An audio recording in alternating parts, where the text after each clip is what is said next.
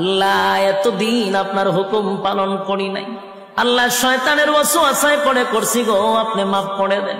চোখের পানিগুলো ছেড়ে দিয়া যদি আল্লাহর দরবারে আপনি দরখাস্ত করেন, আমার আল্লাহ বলেন বান্দারে যৌবনকালে যদি একবার ডাক দেস, আমি 70 বার বান্দা তোর ডাকে জবাব দিই।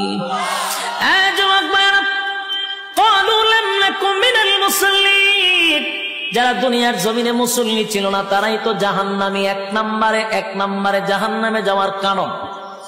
আল্লাহর নবী বলেন উম্মতেরারি, হাশরের মাঠে যদি হিসাব হয়, আউয়ালু মা ইউহাসাবু বিহিল আবদু ইয়াউমাল কিয়ামাতিস সালাহ, কিয়ামতের ময়দানে সর্বপ্রথম হিসাবটা হবে নামাজে।